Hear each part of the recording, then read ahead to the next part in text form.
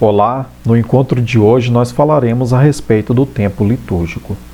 Você já parou para pensar quão importante é o tempo para você?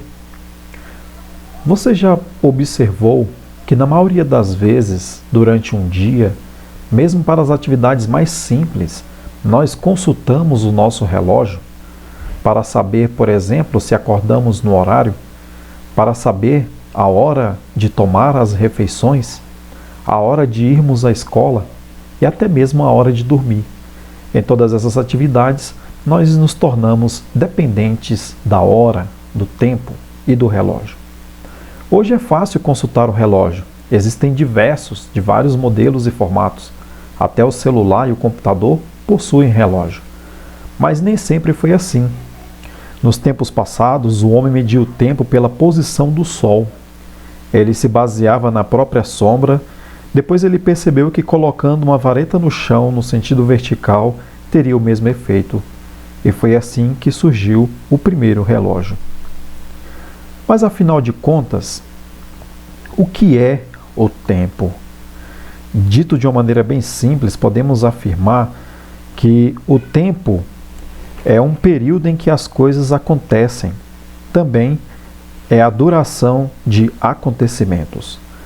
Você já deve ter aprendido na escola a classificar quanto tempo dura um século, uma década, um ano, um mês, um dia, uma hora, até mesmo quanto tempo dura um minuto e um segundo.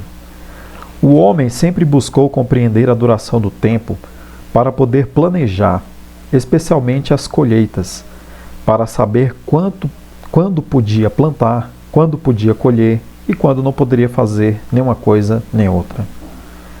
Todos os cálculos de tempo são baseados nos movimentos da Terra em torno do Sol. Assim, nas divisões do calendário civil, são evidentes os indícios dos critérios astronômicos empregados desde o passado remoto para medir o tempo. Por exemplo, o dia equivale a uma rotação da Terra, que é aquele movimento que a Terra faz em torno do seu próprio eixo. Já a semana corresponde a uma fase da Lua. Você deve ter aprendido também nas aulinhas de ciência que a Lua possui 4 fases: nova, minguante, crescente e cheia. Então, cada fase dessa equivale a uma semana. Já o mês coincide de modo aproximado a uma lunação, ou seja, quando a Lua percorre as suas 4 fases, podemos dizer então que nós tivemos um mês de duração na medição do tempo.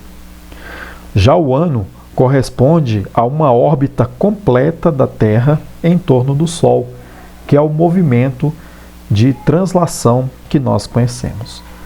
Por que estamos falando tudo isso para você? Para ajudar você a compreender o que é o ano litúrgico, nós precisamos primeiramente entender melhor como funciona o ano civil. Você aprendeu na escola que o planeta Terra realiza 2 movimentos. O primeiro movimento, o movimento de rotação, é aquele movimento em que a Terra gira em torno do seu próprio eixo. É esse movimento que permite que cada lado do globo terrestre fique parte do tempo voltado para o Sol, que chamamos de dia, e o outro momento fique do lado oposto, ou seja, sem o Sol, o que chamamos de noite. Esse processo leva quase 24 horas. Para sermos mais precisos, leva 23 horas, 56 minutos e 4,1 segundos. O segundo movimento é o movimento de translação. Trata-se de um movimento elíptico que a Terra faz em torno da órbita do Sol. Esse movimento é o que permite a definição das estações do ano.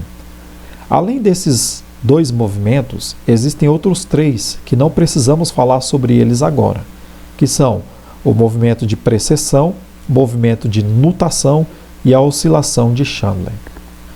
Voltemos aos 2 movimentos principais. O movimento de rotação permite ao homem perceber quando é dia e quando é noite. Há horas do dia em que percebemos e sentimos a luz do sol incidindo sobre nós de maneira mais forte. E nesse momento nós chamamos de dia.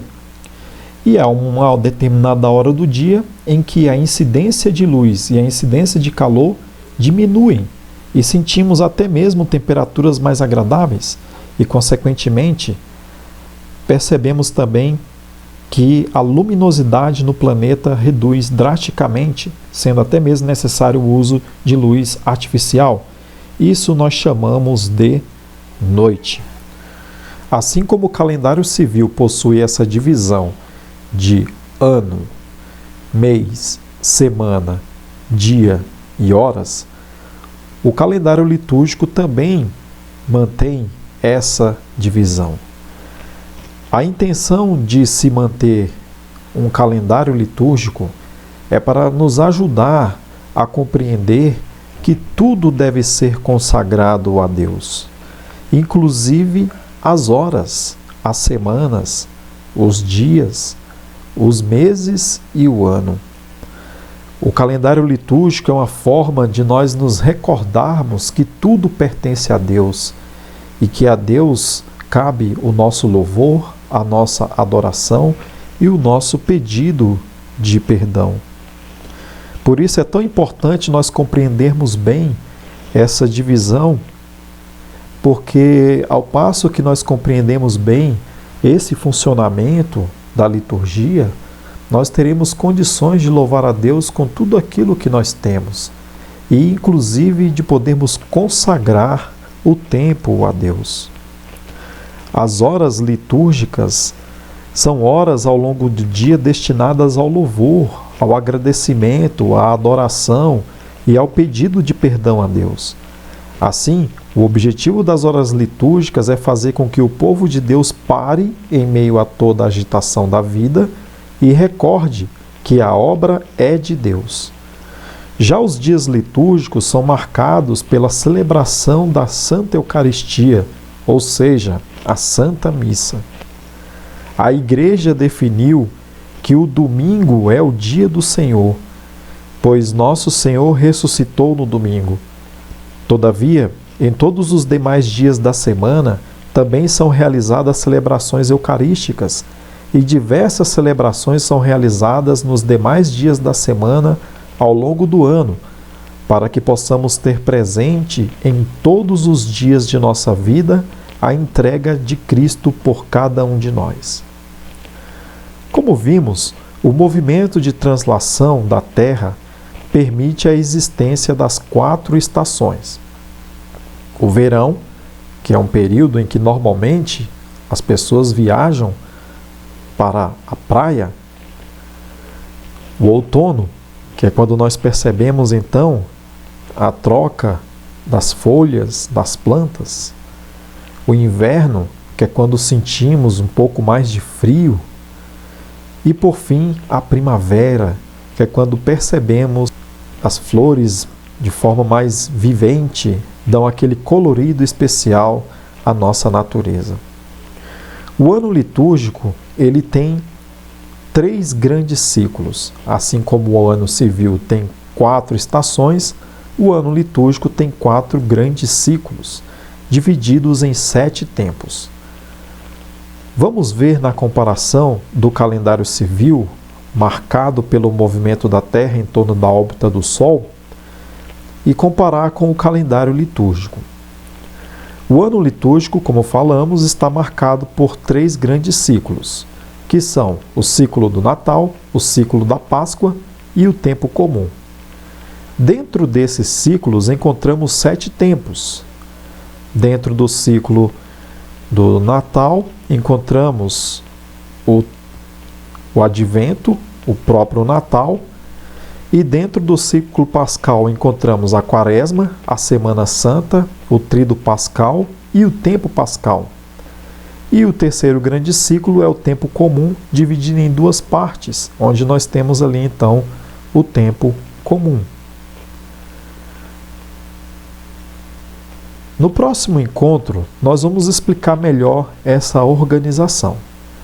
Para que nós possamos nos certificar de que vocês realmente compreenderam essa parte introdutória, eu gostaria que vocês respondessem a seguinte pergunta: qual a relação dos movimentos de rotação e translação da Terra com o ano litúrgico? Um grande abraço e até o próximo encontro.